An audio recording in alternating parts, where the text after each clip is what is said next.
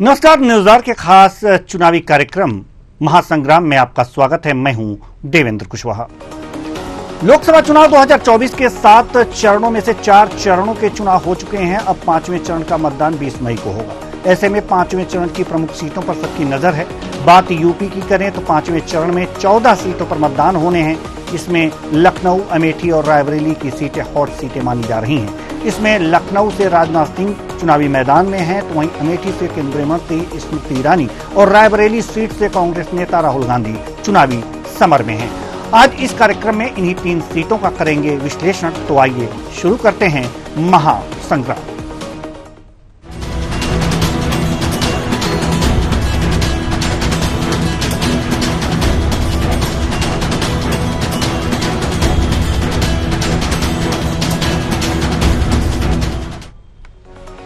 आज महासंग्राम में सबसे पहले बात करते हैं लखनऊ लोकसभा सीट की। लखनऊ लोकसभा सीट पर बीजेपी से केंद्रीय रक्षा मंत्री राजनाथ सिंह चुनावी समर में हैं, तो वहीं इंडी गठबंधन से सपा प्रत्याशी रविदास मेहरोत्रा चुनावी ताल ठोक रहे हैं। रविदास मेहरोत्रा वर्तमान में लखनऊ मध्य से सपा के विधायक हैं और भाजपा कैंडिडेट रहे हैं। रजनीश गुप्ता को 11,000 मतों से हराकर लखनऊ मध्य विधानसभा की सीट इन्होंने जीती थी।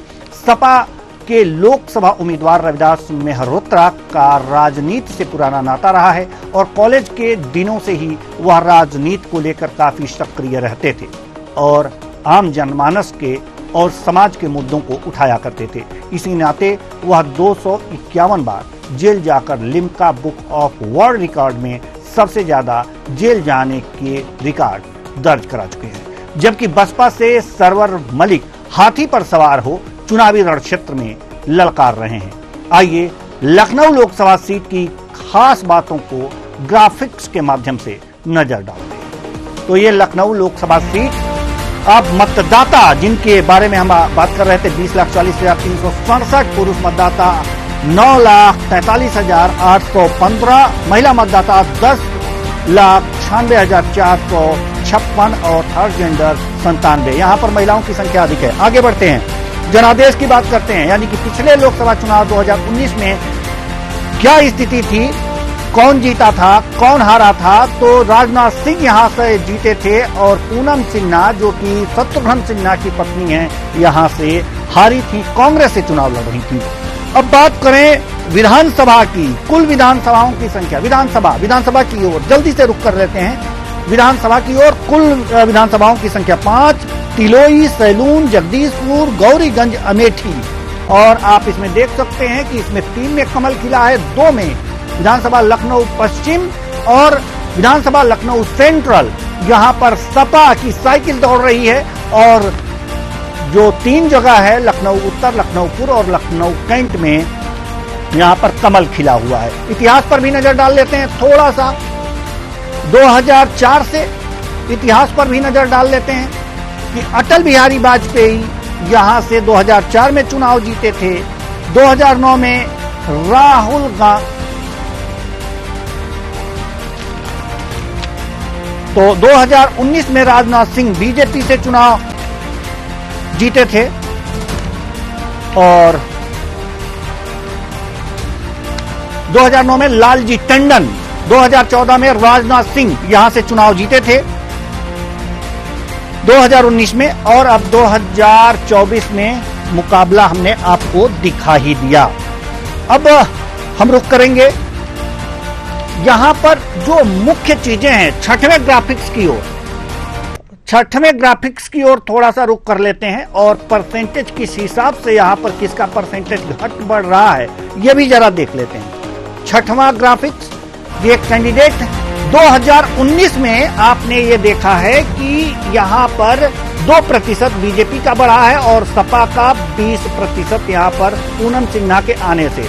अब आगे की अगर जो बात करें 2019 से पहले यानी 2014 की बात करें तो यहां पर राजनाथ सिंह के आने से 19% यानी कि 2009 से ज्यादा, हम लोग उल्टा दिखा रहे हैं इसलिए थोड़ा सा समझने में दिक्कत हो रही होगी हमारे दर्शकों को, इसलिए 2009 का पहले दिखाएं तो बेहतर होगा। यहां पर रीता बहुगुणा जोशी 2009 में चुनाव लड़ी थी कांग्रेस से, और यहां 27% इनके आने से यहां पर कांग्रेस के वोट में इजाफा हुआ था। लालजी टंडन यहां से जो चुनाव लड़ रहे थे, उनके वोट प्रतिशत अगर जो कहा जाए तो यहां पर 21% यहां पर बीजेपी जीती जरूर थी 2009 में, लेकिन 21% वोटों का यहां पर उसे नुकसान झेलना पड़ा था। 2014 की अगर जो बात करें, 2014 की अगर जो हम बात करते हैं, तो वो ग्राफिक्स अगर जो हम आपको दिखाएं तो इसमें क्या 2014, चलिए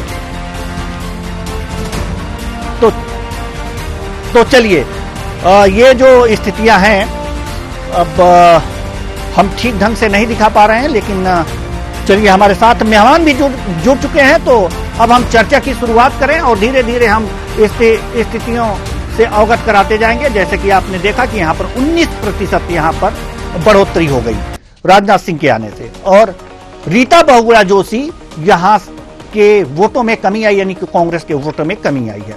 तो चलिए अब हम रुख करते हैं अपने मेहमान की तरफ। हमारे साथ जो मेहमान जुड़े हुए हैं उनकी तरफ हम रुख करते हैं जल्दी से। अश्विनी शाही जी, बीजेपी प्रवक्ता मिराज वली, कांग्रेस प्रवक्ता रमेश शर्मा, वरिष्ठ पत्रकार अनूप मिश्रा, संवाददाता लखनऊ।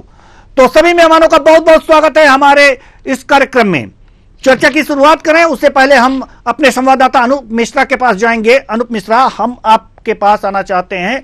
अभी वर्तमान में ये हॉट सीट है लखनऊ की, जहां पर राजनाथ सिंह चुनाव लड़ रहे हैं, और सपा से रविदास मेहरोत्रा, टक्कर तो कड़ी देखने को मिल रही होगी, दोनों दिग्गज ही हैं जी, क्या लगता है आपको? जी बिल्कुल देवेंद्र जी, देखिए कह सकते हैं कि जो लखनऊ की जो लोकसभा सीट है वो अपने आप में बहुत हॉट सीट है। केंद्र के रक्षा मंत्री, केंद्र के सरकार राजनाथ सिंह जो केंद्र में मंत्री हैं, वो यहाँ पर प्रत्याशी हैं। ये अटल बिहारी वाजपेयी की कर्मभूमि रही है, यहाँ पर वो सांसद रहे हैं। इसके बाद राजनाथ सिंह यहाँ पर सांसद रहे हैं, 2 बार सांसद रहे हैं। आपको बता दें कि पिछली बार भी उन्होंने जीत दर्ज की थी, काफी अच्छे मतों पर जीत दर्ज की थी। इस बार उनके द्वारा कहीं न कहीं जो ये कयास लगाए जा रहे हैं, उनकी जो नारा दिया गया है कि अब की बार 5 लाख पार, इस बार 5 लाख से वोटों पे जीत का अंतर जो दिखाने का प्रयास कह सकते हैं कि कोशिश जारी है या उसकी तैयारी की जा रही है। तो ये जरूर कह सकते हैं कि लड़ाई ठीक ठाक है। और दूसरी तरफ अगर बात करते हैं समाजवादी पार्टी के नेता रविदास मल्होत्रा की, तो रविदास मल्होत्रा भी काफी बड़े नेता माने जाते हैं समाजवादी पार्टी के। लखनऊ की जो एकमात्र सीट है उस पर उन्होंने जीत दर्ज की, रजनीश गुप्ता को 11,000 मतों से हराया। तो कहीं न कहीं ये देखा जा सकता है कि लखनऊ जैसे भारतीय जनता पार्टी के गढ़ में उन्होंने भाजपा को हराने का जो काम किया, उसके फलस्वरूप कह सकते हैं कि अखिलेश यादव ने उनको यहाँ पे टिकट दिया। लड़ाई जरूर कह सकते हैं कि हो रही है इंडिया गठबंधन और भारतीय जनता पार्टी की, लेकिन अभी तक जो समीकरण है भारतीय जनता पार्टी की तरफ से जीत की दर्ज की गई है अभी तक यहाँ पर। दूसरी तरफ वोटर्स की बात करते हैं तो लखनऊ के बारे में ये कहा जाता है कि लखनऊ जो है वो अपनी एक खास पहचान के लिए जाना जाता है। चिकन और खाने का भी और पहनने का दोनों लखनऊ में आते हैं। और जो लखनऊ की जो कह सकते हैं कि जो हवा है, नवाबी हवा, वो भी कही जाती है। लेकिन लखनऊ की एक और पहचान मैं आपको बता दूं देवेंद्र जी, लखनऊ लक्ष्मण नगर के नाम से जाना जाता है। ये भी लोग लक्ष्मण नगर भी कहते हैं और लखनऊ भी कहते हैं। भगवान राम के छोटे भाई लक्ष्मण जी ने एक नगरी को बपाया था और उस नाम से इसका नाम रखा गया था। बाद में काल परिस्थितियां बदलती गई और इसका नाम लखनऊ हो गया, लेकिन आज भी जो काफी लोग उसको कहते हैं। अब समीकरण की बात करते हैं तो समीकरण में रविदास से पहले जब पूनम सिन्हा जीतते खड़ी, पूनम सिन्हा के में भी एक काफी अंतर था जीत का, और इसे भी काफी अंतर था। तो अभी तक जो समीकरण नजर आ रहा है यहाँ पर राजनाथ सिंह भारी पड़ रहे हैं, करीब 6 से उन्होंने जीत दर्ज की थी। और चूंकि रविदास मल्होत्रा भी यहाँ पर पसीना बहा रहे हैं, इंडिया गठबंधन भी लगातार लगा हुआ है। आपको बता दें इससे पहले भी कल परसों भी मैं आपको बता दूं, कल की डेट में राहुल, मल्लिकार्जुन खड़गे और अखिलेश यादव की संयुक्त प्रेस वार्ता हुई थी। आज अरविंद केजरीवाल और अखिलेश यादव की प्रेस वार्ता है। तो इंडी गठबंधन भी कहीं न कहीं लगातार अपना दबाव बनाए हुए है, वोट के लिए वोट भी मांग रहा है, प्रेस वार्ता भी। ठीक है अनूप जी, हम आपके पास आएंगे। अनूप जी, हम आपके पास आएंगे, हमारे साथ अन्य मेहमान भी हैं, हम आएंगे आपके पास। अनूप जी, हमारे साथ अश्विनी शाही जी हैं, बीजेपी प्रवक्ता। हम आपके पास आना चाहते हैं। लखनऊ सीट की हम आपसे बात कर रहे हैं, तो यहां पर अगर जो देखा जाए तो पूनम सिन्हा के आने से अगर जो 2014 के परसेंटेज, अगर जो हमारे परसेंटेज को दिखाया जाए तो हमारे दर्शक भी इसको अच्छी तरह से समझते रहेंगे, ग्राफिक 6, तो हम ये अश्विनी शाही जी, हम आपसे ये जानना चाहते हैं कि 2014 में जहां पर बीजेपी को 19% की बढ़त मिलती दिख रही है, यानी कि उसके मत प्रतिशत में, वहीं 4% की 0.4% की कांग्रेस में घटोतरी दिख रही है। लेकिन अगर जो 2019 को देखा जाए तो यहां पर 20% मतों में इजाफा हुआ है कांग्रेस के, और मात्र 2% ही बढ़ पाई है यहां पर बीजेपी। ऐसे में अगर पिछला रिकॉर्ड देखा जाए तो क्या लगता है आपको कि इस बार 5 लाख के पार की जो नारा दिया जा रहा है कि रक्षा मंत्री राजनाथ सिंह वहां पर जीतेंगे, तो क्या इस आंकड़े से कंपेयर किया जाए तो ये सटीक बैठता है? अश्विनी शाही जी, सभी चुनाव का जो आपने 9 का भी दिखाया, 14 भी दिखाया, 19 भी दिखाया, जी। मैं और उससे पीछे ले चलता हूँ। राज बब्बर जी चुनाव लड़े थे माननीय अटल जी के खिलाफ, उसके बाद से दिखाना शुरू कर दीजिए। भारतीय जनता पार्टी का प्रत्याशी जितना वोट पाता है, उसके नीचे सपा हो, बसपा हो, कांग्रेस हो, सबको जोड़ दीजिए, फिर भी भारतीय जनता पार्टी का प्रत्याशी जीत जाता है। लगभग अधिकतर चुनाव में यही हुआ है। तो मत प्रतिशत जो है भाजपा का हमेशा यहाँ पर बढ़े घटे, लखनऊ का मतदाता भारतीय जनता पार्टी के लिए कटिबद्ध है और भारतीय जनता पार्टी लखनऊ के लिए कटिबद्ध है जी। अभी आप जो भी आपने दिखाया सबका जोड़ लीजिए, और माननीय राजनाथ जी का जोड़ लीजिए कि जो उन्होंने 3 लाख, जो 5 लाख, 6 लाख 61,000, 35,000 पाए थे अभी, उसको जोड़ लीजिए पिछले चुनाव में। जी, मत प्रतिशत वास्तव में अगर जो मत प्रतिशत भी जोड़ा जाए तो यहाँ स्क्रीन पे भी चल रहा है कि 25, और अगर जो आईएनसी, सपा और कांग्रेस का दोनों का जोड़ लिया जाए फिर भी 56% पर नहीं पहुंच रहा है, जो कि 2019 में गया है। जी बिल्कुल, आप सही कह रहे हैं जी। तो इसलिए मैं ये कहता हूं कि माननीय राजनाथ जी ने उत्तर प्रदेश की राजधानी लखनऊ को जो सौगात दिए, देखिए इंटरनेशनल एयरपोर्ट दिया, 105 किलोमीटर का आउटर रिंग रोड दे दिया, फ्लाईओवरों की जो है झड़ी लग गई है, सड़कें चौड़ी शानदार की गई हैं उनके उससे, मतलब हिंदुस्तान में जो है 10वें नंबर पर जो है पूरा ये लखनऊ शहर आता है, वो 5वें नंबर पर लाने की बात कर रहे हैं। तो अब इसके विकास के नाम पर हमको वोट मिलता है, भारतीय जनता पार्टी उसके लिए कटिबद्ध है। राजनाथ जी का को यहाँ की जनता जो है अपना अभिभावक मानकर उनको वोट करती है, और राजनाथ जी उसी तरीके से स्नेह देते हैं यहाँ की जनता को। तो भारतीय जनता पार्टी को यहाँ के पर कोई भी प्रश्न चिन्ह नहीं है, चाहे कोई भी मिलकर लड़ रहे, इंडिया अलायंस के रविदास जी हो या कोई भी हो, सभी भारी लोगों को लड़ाया गया था। पूनम सिन्हा जी भारी थी, प्रमोद कृष्णन जी भारी थे, राज बब्बर जी बहुत भारी थे, तो सबको जो है यहाँ की जनता ने सलाम किया, और बड़े, देखिए लखनऊ तहजीब की नगरी है और तहजीब से विदा कर दिया, और माननीय अटल बिहारी वाजपेयी, माननीय लालजी टंडन जी और माननीय राजनाथ जी को विजय बनाने का काम किया यहाँ की जनता ने। तो तहजीब पहले है, विकास उससे सर्वोपरि है। चलिए ठीक है, हम रमेश शर्मा जी के पास आना चाहेंगे, वरिष्ठ पत्रकार हैं आप। लखनऊ की जहां तक बात हो रही है, और अश्विनी शाही जी ने एक बात बहुत मार्के की कही है, और हमारे टीवी स्क्रीन पर जो आंकड़े चल रहे हैं वो भी ये बता रहे हैं कि कहीं भी अगर जो देखा जाए तो जैसे कि इंडी गठबंधन के सारे वोट जोड़ लिए जाएं प्रतिशत में, तो सपा कांग्रेस का, तो भी वो जाकर के बीजेपी के आंकड़े को नहीं छू पा रहे हैं। ऐसे में क्या लगता है आपको कि यहाँ पर बीजेपी का गढ़ हो गया है, काम के बदले ऐसा हो रहा है, या जो नेता प्रमुख रूप से हैं, जो चेहरे हैं बीजेपी के, वो यहां पर काम कर रहे हैं? जी रमेश शर्मा जी। देखेंगे तो वो ठीक है कि वो नवाबी के रूप में उसकी चर्चा होती है, लेकिन लखनऊ जो है वो अवध क्षेत्र में आता है। तो लखनऊ की संस्कृति को हम 3 भाग में बांट सकते हैं। तो ग्रामीण क्षेत्र का लखनऊ, शहरी क्षेत्र के लखनऊ में 2 बात बांट सकते हैं। तो कुछ भी हो, जो अयोध्या का आंदोलन चला था उसके बाद जो वातावरण बदला लखनऊ का, वो कहीं ना कहीं उसका लाभ जो है भारतीय जनता पार्टी को मिला, एक बात। दूसरी बात, अगर आप देखेंगे मुस्लिम समाज को पूरे भारत में, तो जो शिया मुस्लिम है उसका झुकाव भाजपा की तरफ हो रहा है। गुजरात में भी हमने देखा है, उत्तर प्रदेश में भी हमने देखा है। तो लखनऊ नगर में जो आबादी है शिया मुसलमानों की, उसका झुकाव अपेक्षाकृत भाजपा की तरफ है। तो स्वाभाविक रूप से इसीलिए सारे वोट आप विपक्ष के जोड़ रहे और भाजपा को जोड़ रहे, तो पिछले 20 वर्षों से भाजपा के वोट टोटल वोट से ज्यादा रहे हैं। और इसके अलावा क्योंकि अटल जी प्रधानमंत्री पद के दावेदार थे, तो उनको उन्होंने जिताया। कर्म क्षेत्र रहा है लखनऊ, वो राष्ट्र धर्म में काम करते थे लखनऊ में रहकर के अटल बिहारी वाजपेयी जी, तो उनका वो कर्म क्षेत्र भी रहा है।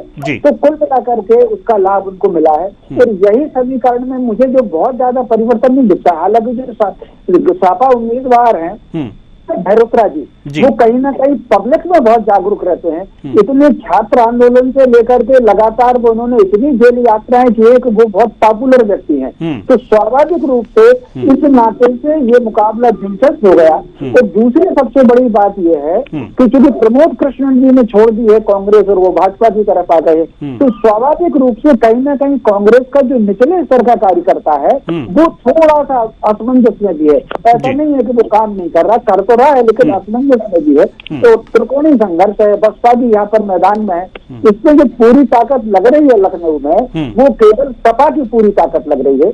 बाकी कांग्रेस का कार्यकर्ता काम तो कर रहा है, लेकिन प्रमोद कृष्ण जी को लेकर के उतना उत्साह नहीं है जितना पिछली बार देखने को मिला था। तो इसलिए यहाँ परिणाम में कोई बहुत परिवर्तन आएगा इसकी संभावना मुझे कम दिख रही है। हालांकि देवेंद्र जी वोट का प्रतिशत मुझे इस बार लग रहा है कुछ कम होगा।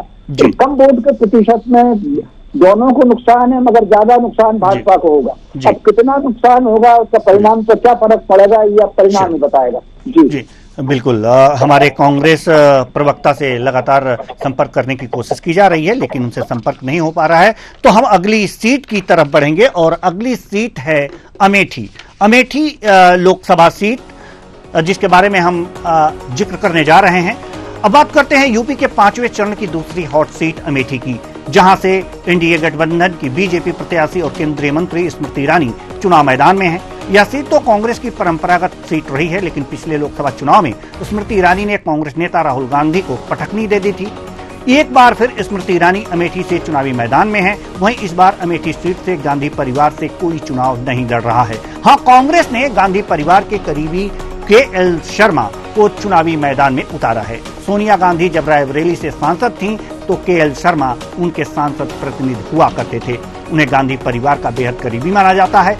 वहीं बसपा ने नन्हे सिंह चौहान पर दांव लगाया है।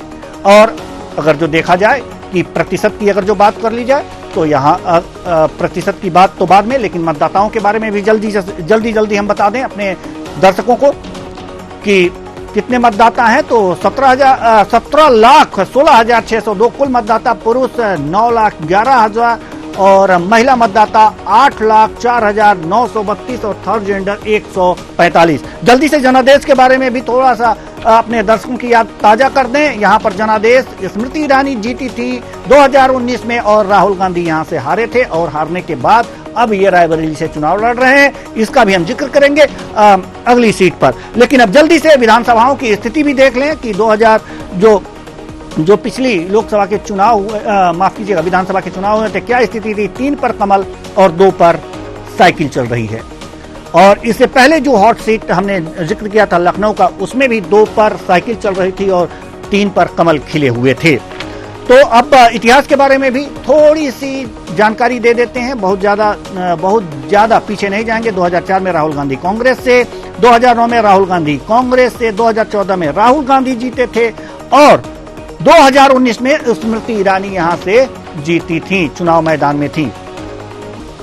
तो अब रुक करेंगे, थोड़ा सा प्रतिशत के पर बात करें, लेकिन ये प्रतिशत हम दिखाएंगे। लेकिन आप देख लीजिए कि 2019 में 15% की वोटों में वृद्धि हुई है और 49.71% यहाँ पर बीजेपी पाई है। अगर जो 2014 की बात करें तो कांग्रेस के वोटों में यहाँ पर घटा हुआ दिख रहा है और 28% वृद्धि बीजेपी की वोटों में यहाँ पर वृद्धि दिख रही है। तो ये स्थितियां हम आपको दिखा रहे हैं। और इसके बाद अगर जो 2009 की बात करें तो 2009 में आप देख सकते हैं कि 71.78% कांग्रेस को मिले थे और बीएसपी और बीजेपी को 5.81% 9 में वोट मिले थे। जबकि अगर जो देखा जाए तो 14 से यह बढ़ोतरी हुई है और 19 में जाकर के राहुल गांधी को मात भी दे दी है बीजेपी। तो बहुत बड़ी बात है। अब हम अपने मेहमानों की तरफ रुख करेंगे और हमने दर्शकों को यह बता दिया कि क्या स्थितियां, क्या आंकड़े बता रहे हैं। अब हम रुख करेंगे अपने मेहमानों की तरफ। हमारे साथ बीजेपी प्रवक्ता अश्विनी शाही जी हैं, विद्वान भी हैं और प्रवक्ता तो हैं ही और इनके नॉलेज की हम सराहना करते हैं। और साथ ही साथ विद्वान पत्रकार रमेश शर्मा जी। सौभाग्य की बात है, हमारे दर्शकों के लिए सौभाग्य की बात है, हमारे लिए भी सौभाग्य की बात है कि विश्लेषण में ऐसे दिग्गज हमारे साथ जुड़े हुए हैं जो एकदम पैनी निगाह रखते हैं आंकड़ों पर।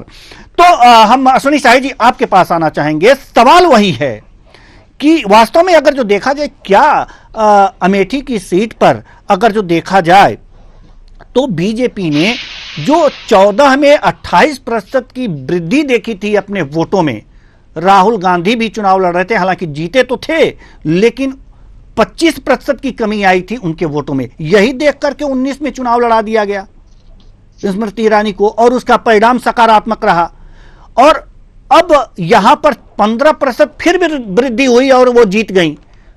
तो क्या लगता है कि इस बार तो राहुल गांधी नहीं है, अब केएल शर्मा है यहां पर, तो क्या लगता है आपको कि इस बार तो जीत आसान होगी अमेठी की?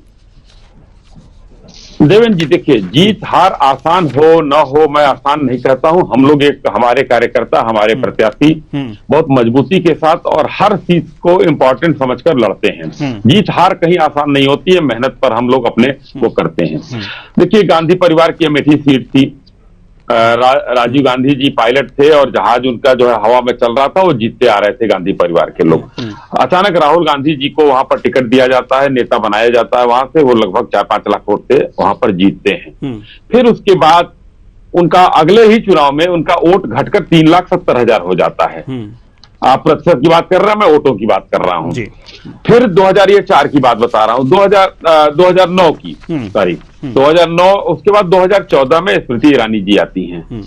उन्होंने वोट का प्रतिशत तो घटाया, वोट घटा दिया, वो 1,07,000 पर आ गए से चुनाव जीते। जो 3,70,000 से जीता था 2009, वो 14 में 1,07,000 से चुनाव जीतता है। ये लैंड कर रहा है, वो जहाज उनका राजीव गांधी का लैंड कर रहा है किस तरीके से। 2019 में 55,000 से हरा दिया। तो अब जो है इसी डर से, जो डरो मत का नारा देने वाले ब्रांड एम्बेसडर राहुल जी कहते रहे ना कि भाई जो डरेगा वो कांग्रेस में न रहे। स्मृति ईरानी जी ने कहा आइए डरिए मत लड़िए हमसे। लेकिन दहशत में वायनाड से भागे, अमेठी से भागे वायनाड, वायनाड से भागे रायबरेली, वो दिल्ली से चली पटना, पटना से चली, कुछ नहीं तो कुछ भी न मिला सजना। तो रायबरेली भी हारेंगे, वायनाड भी हारेंगे। लेकिन अमेठी में उन्होंने उनके जीजा जी चिल्लाते रह गए, बैनर पोस्टर लगवाया, होल्डिंग लगवाया, सारे आप लोगों को मीडिया को बुलाया, बोला कि भाई मुझे जनता चाहती है कि मैं चुनाव लड़ूं। लेकिन उनको नहीं दिया गया और केएल शर्मा जो उनके पुराने फर्माबरदार थे उनके ऊपर उन्होंने भरोसा किया, उनको चुनाव लड़ा दिया। तो जब राहुल गांधी जी 55,000 से हारते हैं, जिस गांधी परिवार की खानदानी सीट थी वहां, तो राहुल गांधी जी जब हार जाते हैं तो हमको लग रहा है कि ये भी हारेंगे और ये लगभग जो है 1.5 से 2 लाख वोट से ऊपर से हारेंगे। आप देख लीजिएगा 4 तारीख को, फिर हम आपके साथ रहेंगे। तो ये स्थिति अमेठी में स्मृति ईरानी जी ने बना दिया है। वहां पर इतने दिनों तक ये लोग रहे लेकिन एक मकान नहीं बना पाए। स्मृति जी ने अपना मकान बना लिया, वहां की वो निवासी अपने आप को अब कहने लगी हैं। गांधी परिवार गौरीगंज गेस्ट हाउस से अपना काम चलाता है। ये लोग आते हैं और उड़ान भरकर चले जाते हैं। फुर्सतगंज एक हवाई अड्डा बनवा दिया था इन लोगों ने वो इंदिरा जी के समय में, तब से वहीं पर जहाज उतरता है, गौरीगंज गेस्ट हाउस है, घूम घाम के चले जाते हैं लोग। ये पॉलिटिकल टूरिज्म भी होता है। और देखिए किस तरीके से प्रियंका गांधी वाड्रा बेचारी, पति को टिकट नहीं मिला और रायबरेली में जिंदाबाद कर रही हैं। तो परिवार में एका नहीं है। और मैं भविष्यवक्ता तो नहीं हूं लेकिन मैं ये जरूर कहूंगा कि 69 मुझे याद आ रहा है कि चुनाव के बाद जिस तरीके से इंदिरा जी 69 में कांग्रेस से बाहर की गई थी, उसी तरीके से कांग्रेस 2 फाड़ होने वाली है। जीजा जी बोल चुके हैं कि हम राज्यसभा जाएंगे। अगर नहीं भेजा गया उनको राज्यसभा तो कांग्रेस दो फाड़ होनी निश्चित है। जी जीजा जी राज्यसभा जाएंगे। अनूप मिश्रा जी, अमेठी की राजनीति क्या कह रही है? केएल शर्मा जब राहुल गांधी स्मृति ईरानी को नहीं हरा पाए, यानी कि उनसे पटकनी मिल गई, तो केएल शर्मा कितना झेल पाएंगे स्मृति ईरानी को रायबरेली में, माफ कीजिएगा अमेठी में? बिल्कुल देवेंद्र जी बिल्कुल। देखिए, अमेठी की लड़ाई इस बार काफी दिलचस्प मानी जा रही है। जिस तरीके से राहुल गांधी का रायबरेली में शिफ्ट हो जाना, वायनाड के बाद रायबरेली आना और अमेठी को छोड़ देना, ये कहीं न कहीं कांग्रेस के लिए जरूर नुकसानदायक साबित होगा। केएल शर्मा जरूर वहां पर प्रतिनिधि रहे हैं सोनिया गांधी के, उनका आना जाना जरूर रहा है, काफी अच्छा आना जाना रहा है, उस क्षेत्र में ऐसा नहीं लोग उनको नहीं जानते हैं। लेकिन इतना जरूर है कि जो एक राजनेता है, राजनेता के तौर पर अमेठी से राहुल गांधी ही माने जाते थे। केएल शर्मा कभी नहीं माने गए, क्योंकि केएल शर्मा कभी चुनाव नहीं लड़े। और अमेठी से स्मृति ईरानी ने जिस तरीके से राहुल गांधी को हराया और एक चुनौती दी, तो उस चुनौती को स्वीकार न करके रायबरेली जाना कहीं न कहीं ये कांग्रेस के लिए काफी हानिकारक साबित होता दिख रहा है। और इस बार भी आपको अगर मैं दो आंकड़ों की तरफ लेके चलता हूं, तो राहुल गांधी अमेठी या रायबरेली दोनों स्थानों पर पूरे 5 साल नहीं आए हैं। जबकि अमेठी से अगर स्मृति ईरानी की बात की जाए तो स्मृति ईरानी लगातार क्षेत्र में बनी रही हैं, उन्होंने अपना मकान भी बनवाया। इसके साथ आपको बता दें, करीब 3 महीने से मैं लगातार देख रहा हूं, आपसे भी कई डिबेट्स पे चर्चा हुई कि स्मृति ईरानी लगातार जो है क्षेत्र में रही है, कई कार्यक्रम में रही है, जनता के बीच रही है, बातचीत भी आपसे हुई है। इसके साथ साथ जो अधिकारियों को दिशा निर्देश, विकास, कई सारे मुद्दे पे उन्होंने काम किया है। और साथ में जो मोदी और योगी जो गारंटी जो योजना है उसको भी लेकर प्रचारित प्रसारित किया है। तो ये जरूर फायदा भारतीय जनता पार्टी को मिल सकता है और मिलेगा भी। अब केएल शर्मा की बात करते हैं तो केएल शर्मा चूंकि वहां पर इससे पहले कभी नहीं राजनीति में रहे, ना कभी उन्होंने चुनाव लड़ा, ना कभी उन्होंने प्रचार प्रसार किया। तो इसका एक जो फर्क जरूर देखने को मिलेगा, क्योंकि एक नेता है और एक मैनेजर है। नेता और मैनेजर की जो भूमिका है, इसका फायदा भारतीय जनता पार्टी को दिख रहा है। वहीं अगर दूसरी तरफ बात करते हैं वोटों के प्रतिशत की, तो वोटों की प्रतिशत की बात करते हैं तो स्मृति ईरानी से हारने के बाद देखा जाए, स्मृति ईरानी से हारे, इससे पहले जब स्मृति ईरानी लड़ी थी तब आपको याद होगा आम आदमी पार्टी भी वहां पर मैदान में आई थी। तो इस तरीके से लगातार जो ग्राफ जब राहुल गांधी को डाउन होता दिख रहा था, तो पिछली बार जब वो वायनाड गए, इस बार अगर पुनः अमेठी आते तो हो सकता है लड़ाई दिलचस्प होती। लेकिन अमेठी न करके रायबरेली, क्योंकि सुरक्षित सीट मानी जाती है कांग्रेस की, रायबरेली से सोनिया गांधी वहां पर निर्वाचित हुई थी, एक सीट मात्र उत्तर प्रदेश में कांग्रेस को मिली थी। तो वहां पर जाना कहीं न कहीं भारतीय जनता पार्टी के लिए फायदेमंद साबित हो रहा है। और कांग्रेस के जो वोटर है, जो कार्यकर्ता है, उनका कहीं न कहीं मनोबल जरूर टूटता हुआ दिख रहा है। जी हम आएंगे आपके पास। हमारे साथ अन्य मेहमान भी जुड़े हुए हैं, शायद मिराज वली जी भी जुड़ चुके हैं हमारे साथ। चलिए, तो अभी नहीं जुड़े हैं रमेश शर्मा जी हमारे साथ, वरिष्ठ पत्रकार हमारे साथ जुड़े हुए हैं। जी रमेश शर्मा जी, सवाल आपसे ये है कि राहुल गांधी का अमेठी ना आना क्या वास्तव में डर है या कुछ राजनीति है कि अमेठी से हट करके रायबरेली चला जाना? क्या वास्तव में ये डर ही है या इसके पीछे की कुछ राजनीतिक गणित है? नहीं, देखिए, इसके पीछे तो स्वाभाविक रूप से इसको अपन डर ही मानेंगे। उसका कारण ये है कि अगर वो केवल वायनाड से ही चुनाव लड़ते तो ये माना जा सकता था कि ठीक है, उन्होंने एक क्षेत्र चुन लिया है। लेकिन वायनाड में जिस तरीके से त्रिकोणीय संघर्ष की स्थिति बन गई है, तो त्रिकोणीय संघर्ष की स्थिति में और लेफ्ट में जिस तरीके से रजाकारों ने अपना वायनाड के अंतर्गत जो रजाकार आते हैं उनमें अपना प्रभाव बनाया है, और वहाँ जो मतदान का प्रतिशत भी गिरा है, उसको ध्यान में रख करके फिर राहुल गांधी जी को किसी सुरक्षित सीट की तलाश होगी। अब इसको आप भय मान लें या सुरक्षित सीट की तलाश होगी, इसलिए राहुल गांधी जी रायबरेली चले गए। अब अमेठी में जो शर्मा जी चुनाव लड़ रहे हैं, मोटे तौर पर अगर आप देखेंगे कि चुनाव राहुल गांधी जी जब लड़ते थे या कांग्रेस का जो भी कुछ काम है, तो जो मैनेजमेंट का काम है, जमीनी मैनेजमेंट का काम भी केएल शर्मा जी के ही पास होता था। तो मोटे तौर पर कार्यकर्ताओं से संपर्क की दृष्टि से या कांग्रेस का जो कमिटेड वोटर है उसमें इनकी पहचान शर्मा जी की बनी हुई है। ये ठीक है कि वो थोड़ा सा मीडिया में कम है, राष्ट्रीय राजनीति में उनकी चर्चा कम है।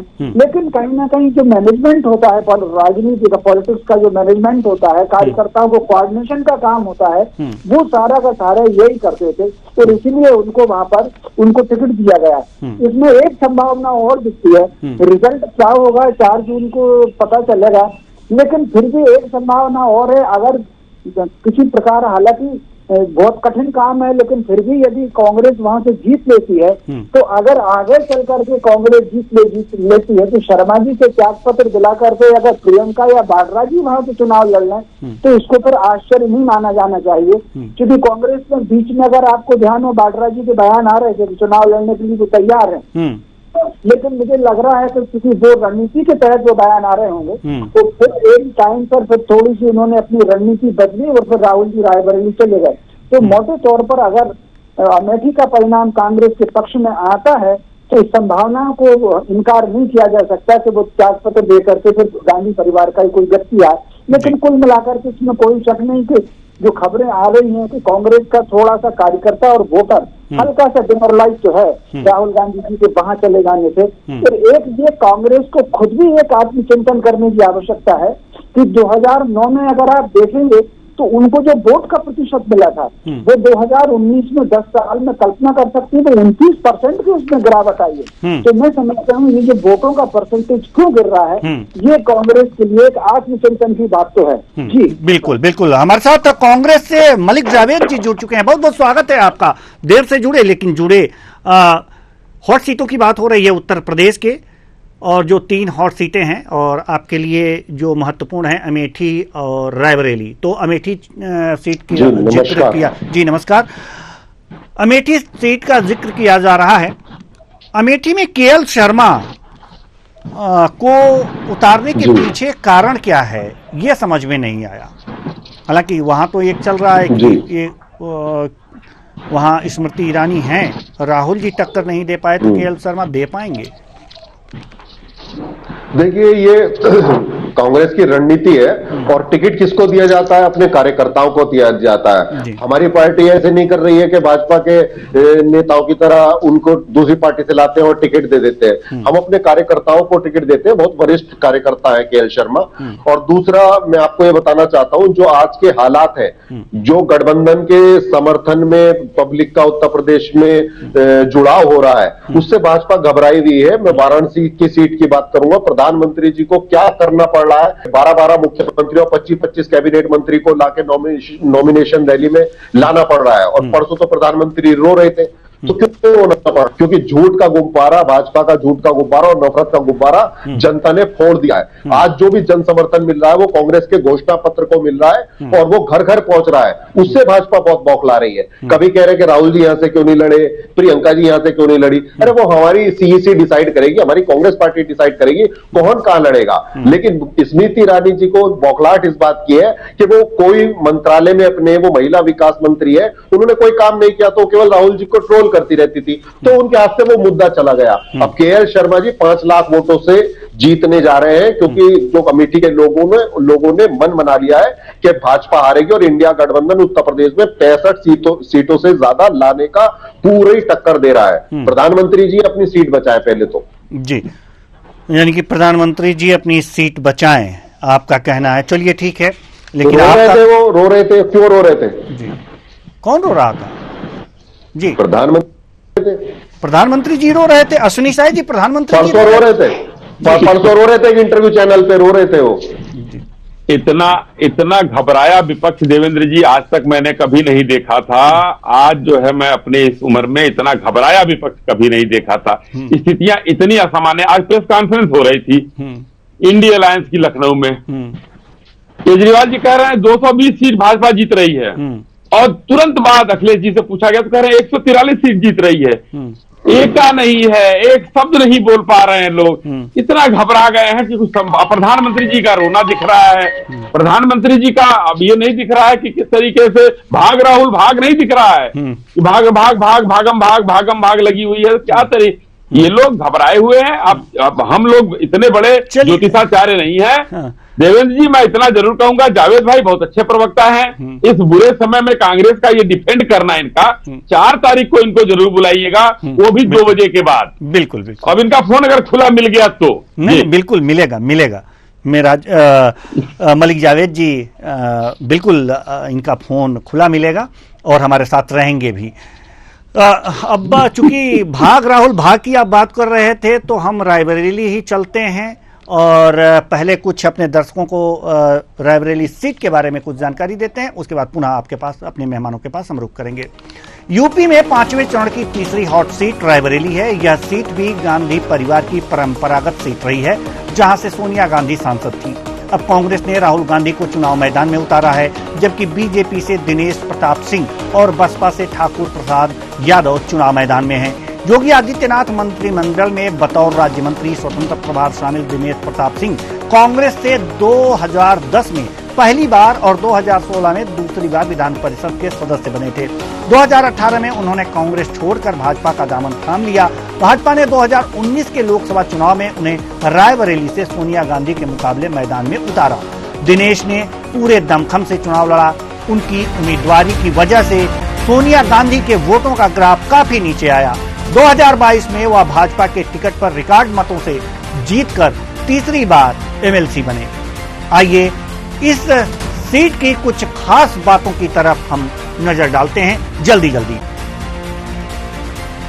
तो चलिए, मतदाताओं की जहां तक बात करें तो 17,02,248 कुल मतदाता, 8,06,066 पुरुष, 8,96,132 महिला और थर्ड जेंडर 50।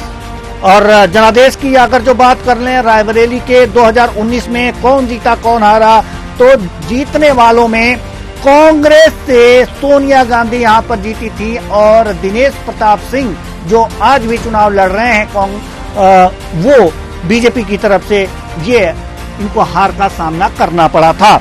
और रुख करते हैं अब विधानसभा की ओर। 5 विधानसभाएं हैं, बछरावा, हरचंदरपुर और रायबरेली, सरेनी, ऊंचाहार। रायबरेली में बीजेपी और 4 पर सपा। यहां पर साइकिल चलती हुई दिख रही है। रायबरेली के विधानसभाओं में साइकिल चलती हुई दिख रही है। और क्या कहा जाए, लेकिन कांग्रेस यहां पर लोकसभा जीत रही है।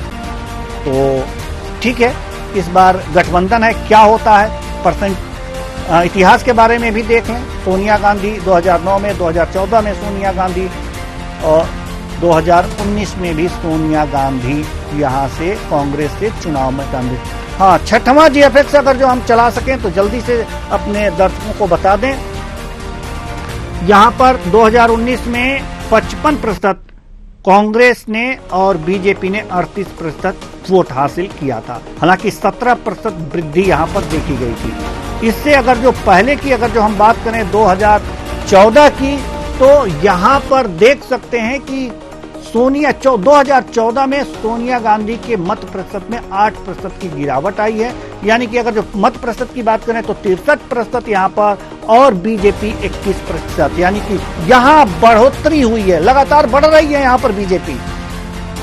यहां 2014 में भी बढ़ी है, 2019 में भी बढ़ोतरी हुई है उसके मत प्रतिशत को देखते हुए। और वहीं अगर जो देखा जाए तो 2009 में 72% इसको वोट मिले थे। तो 2009 में जहां 72% मिलता है, 2014 में 63% और 2019 में 55%, लगातार गिर रहा है यहां पर। अब अपने मेहमानों की तरफ रुख करेंगे, अपने मेहमानों की तरफ रुख करना चाहेंगे और पहले अनूप मिश्रा के पास आना चाहेंगे कि ये जो गणित है इस पर तो हम सोनी साही जी से पहले जवाब लेंगे। बहुत अच्छा क्वेश्चन उभर करके आया है, लेकिन उससे पहले आप वहां की स्थितियां बता दें रायबरेली की। अनूप जी।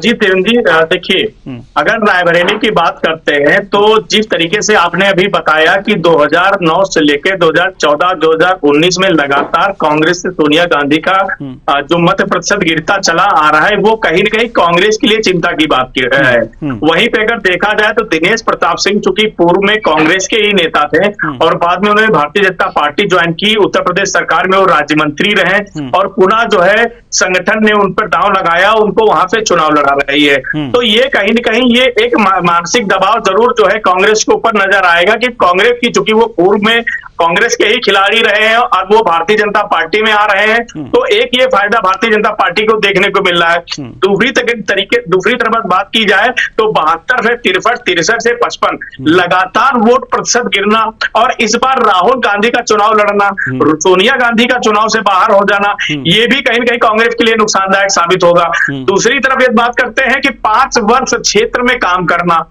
इस तरीके से सोनिया गांधी अस्वस्थ हो रही, स्वास्थ्य कारणों से अपने क्षेत्र में समय नहीं दे पाई, ये भी अपने आप में फैक्टर होगा कि राहुल गांधी अमेठी छोड़ के रायबरेली जा रहे हैं और रायबरेली में कितना प्रभावशाली होते हैं वो तो 4 जून को पता चलेगा। लेकिन ये कहीं न कहीं जरूर आपको देखने को फाइट ठीक ठाक मिल रही है, कांटे की टक्कर मिल रही है। दिनेश प्रताप सिंह लगातार क्षेत्र में बने हुए हैं और वहीं पर देखा जाए तो राहुल गांधी भी लगातार प्रचार कर रहे हैं। उनकी बहन प्रियंका गांधी की बात की जाए तो प्रियंका गांधी अमेठी और रायबरेली दोनों सीट की जो बागडोर अपने हाथ में संभाले हुए हैं। उनकी जनसभाएं रैली अमेठी में भी होती है और रायबरेली में भाई के साथ कंधा मिला के चल रहे हैं। वही एक फैक्टर वहां पे आ जाता है। विधानसभाओं में जो विधानसभा के जो विधायक हैं, ऊंचा हाथ से मनोज पांडे ने भारतीय जनता पार्टी के पक्ष में वोट किया, वो कहीं न कहीं समाजवादी पार्टी से किनारा कर चुके हैं, लेकिन इस पूरे चुनाव में वो नजर नहीं आ रहे हैं। ये कहीं न कहीं भारतीय जनता पार्टी के लिए एक जो है माथे पे शिकन पैदा कर रहा है। दूसरी तरफ अगर जो बात करते हैं रायबरेली में चुनाव 4 जून के बाद की, तो 4 जून के बाद यदि राहुल गांधी वायनाड से जीतते हैं तो अमेठी पे जीतते हैं तो एक जगह उनको जो है वहां पर देना पड़ेगा इस्तीफा। तो ये भी जनता अपने जो है उठापटक में है कि आखिर राहुल गांधी कहां लड़ेंगे, गांधी परिवार का कोई व्यक्ति उत्तर प्रदेश में रहेगा कि नहीं रहेगा, वो वायनाड में रहेंगे कि उत्तर प्रदेश में रहेंगे, ये भी जो है एक कह सकते हैं उठापटक का सवाल है, एक असमंजस जनता के अंदर है।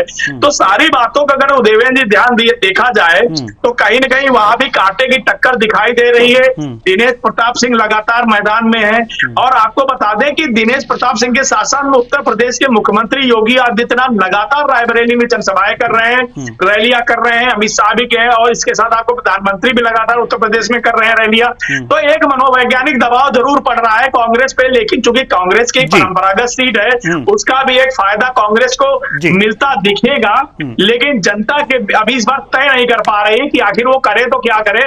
दिनेश प्रताप सिंह की तरफ तो भाजपा तो क्लियर है, लेकिन कांग्रेस में ये उठा-पटक चल रही है कि आखिर राहुल गांधी वायनाड में रहेंगे कि जो है रायबरेली में रहेंगे। ये एक सवाल, बड़ा सवाल उठ रहा है जी। और दुविधा में है अभी कांग्रेस। हम आना चाहेंगे अश्विनी साही जी के पास। अश्विनी साही जी, जैसा कि अमेठी में चुनाव दर चुनाव बीजेपी को बढ़त मिलती गई और कांग्रेस का वोट प्रतिशत लगातार घटता गया, वहीं रायबरेली में भी ये देखा जा रहा है कि चुनाव दर चुनाव यहां पर कांग्रेस का वोट प्रतिशत लगातार घटता रहा है और बीजेपी का बढ़ता गया है। तो क्या इसी को देख करके इस बार फिर चौका छक्का मारने वाले हैं आप लोग रायबरेली में? देवेंद्र जी, जैसे मैंने बताया अमेठी में इनका प्लेन लैंड किया था, वैसे ही रायबरेली में भी लैंड कर रहा है। 2006 में एक उपचुनाव होता है, उसमें सोनिया जी 88% वोट पाती हैं और पिछले चुनाव में 55% पर आ जाती हैं और दिनेश सिंह जी को 1,67,000 वोटों से हरा पाती हैं। तो अब सोचिए 88 से शुरू हुई और 55% पर आकर गिर गई। स्थितियां कितनी विपरीत हो गई हैं। और उसके बाद राहुल गांधी जी वायनाड जाते हैं अमेठी छोड़कर, तो ये कहते हैं कि उत्तर भारत के लोगों की सोच राजनीतिक नहीं है। यहाँ के लोग बहुत अच्छा सोचते हैं, वो लोग अच्छी सोच नहीं रखते, यानी कि बेवकूफ हैं लोग। तो जब उत्तर भारत के लोगों को आप बेवकूफ कहके फिर वही उत्तर भारत के लोगों के पास आ रहे हैं, जहां आपकी दोनों खानदानी सीट लगभग 17 बार जीत चुके हैं चुनाव वहां पर रायबरेली में लोग, और वोट का परसेंटेज गिरता चला आ रहा है, 88% वाला 55% पर आ गया है।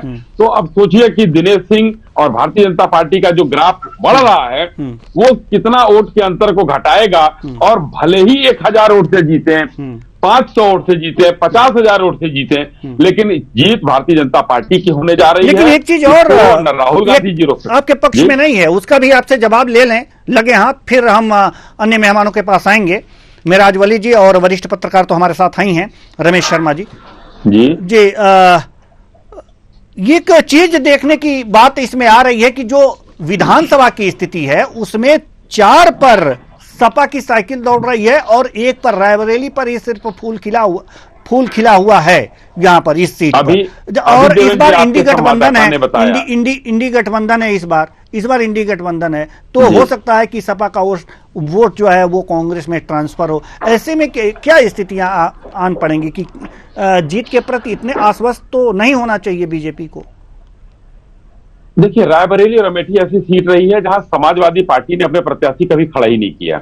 हमेशा गांधी परिवार को सपोर्ट करते रहे हैं लोग हर चुनाव में। ये आज से नहीं हो रहा है, ये पहले से। इस बार तो गठबंधन हो गया, बगैर गठबंधन के भी कभी खड़े नहीं किया सोनिया जी और राहुल जी के खिलाफ।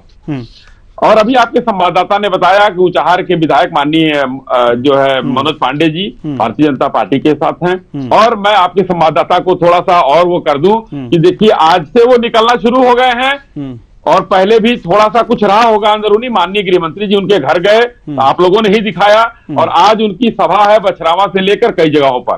तो ऐसा कोई नहीं है, हम अपने घर की चीजें कहीं बाहर नहीं जाते, हम लोग संभाल लेते हैं। तो 5 से अब जो है जो 4 कह रहे थे वो 3 हो चुकी है उधर, 2 हमारे तरफ है। तो परिस्थितियां हमारी तरफ बढ़ रही हैं, ज्यादा बेहतर तरीके से अब हमारे तरफ आ रही हैं। तो जीत में कहीं संशय नहीं है।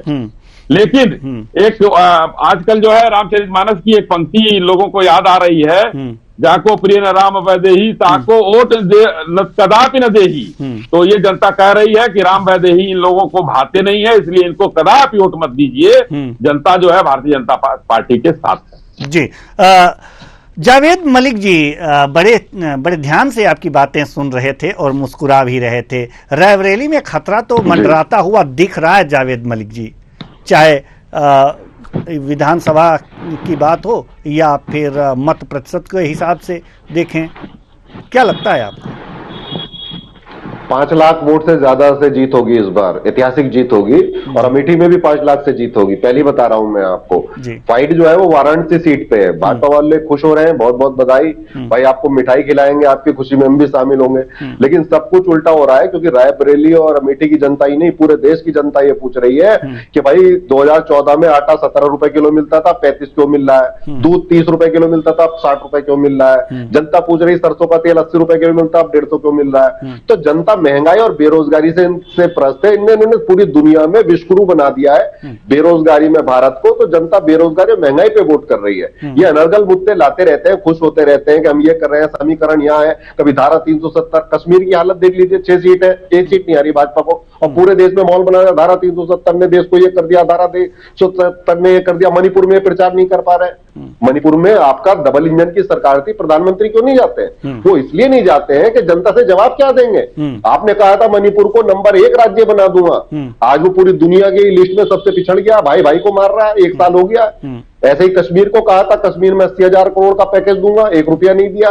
तो वादे और जुमलों की बारिश इन्होंने की है, जनता गुमराह हुई है और इन्होंने जनता को गुमराह करने का प्रयास किया है। लेकिन हमारे देश की जो जनता है वो बहुत समझदार है, अब वो धीरे धीरे इनको समझ गई है। आप किसी भी गांव चले जाइए, किसी भी असेंबली चले जाइए, किसी भी ब्लॉक चले जाइए, आप ये पूछिए प्रधानमंत्री के बारे में आपकी राय क्या है। तो गांव गांव का बच्चा एक ही कह रहा है, जो कि बहुत दुर्भाग्यपूर्ण है कि हमारे प्रधानमंत्री, माननीय प्रधानमंत्री जी झूठ बोलते हैं। जी परसों उन्होंने कहा कि धर्म के नाम पे अगर मैं वोट मांगूंगा तो मुझे राजनीतिक जीवन में रहने का कोई समय कम है। रमेश शर्मा जी के पास भी अगले दिन पे धर्म के नाम पे वोट मांग रहे। जी समय कम है, रमेश शर्मा जी के पास भी जाना है, इसलिए थोड़ा सा क्षमा चाहते हैं कि अब रमेश शर्मा जी के पास जाने दीजिए। अभी रुकिए, अभी रमेश शर्मा जी की भी कुछ सवालों का जो जवाब है जल्दी से। सर रमेश शर्मा जी, रायबरेली पे आपका गणित क्या कहता है? जल्दी से सर, समय बिल्कुल भी नहीं। निश्चित तौर पर इसमें कोई शक नहीं कि इस बार का रायबरेली का चुनाव थोड़ा दिलचस्प हो गया है।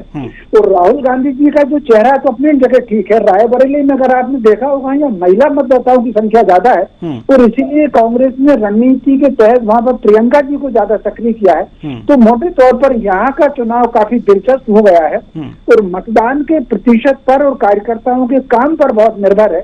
सबसे पहले तो कांग्रेस को यही विश्वास दिलाना होगा कि राहुल गांधी जी अगर जीत गए तो रायबरेली से त्याग पत्र नहीं देंगे। ये कहीं ना कहीं इस पर बहुत कुछ निर्भर करेगा। तो कुल मिलाकर के जो ब्रांड वहां पर जो देखा जा रहा है, राहुल गांधी जी से ज्यादा चेहरा प्रियंका जी का वहां पर है और कांग्रेस उसी रणनीति पर है। कुल मिलाकर के मुकाबला बहुत दिलचस्प मुकाबला है। परिणाम कुछ भी हो सकता है। जी, परिणाम कुछ भी हो सकता है, लेकिन जो भी परिणाम होगा 4 जून को पता चल जाएगा और 20 मई को यहां पर वोटिंग होगी और देखना होगा कि किसके पक्ष में मतदाता मतदान करता है। फिलहाल सभी मेहमानों का बहुत बहुत धन्यवाद, आप आए और अपने अपने विचार साझा किए। तो कुल मिलाकर के देखा जा सकता है कि जो उत्तर प्रदेश की 3 हॉट सीटें हैं,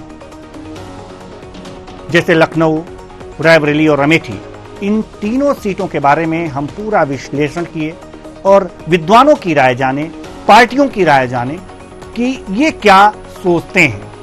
अब फैसला जो है वो आप पर छोड़ते हैं और 20 तारीख को आप फैसला तो सुनाने वाले हैं। फिलहाल इस कार्यक्रम में इतना ही, मुझे दीजिए इजाजत।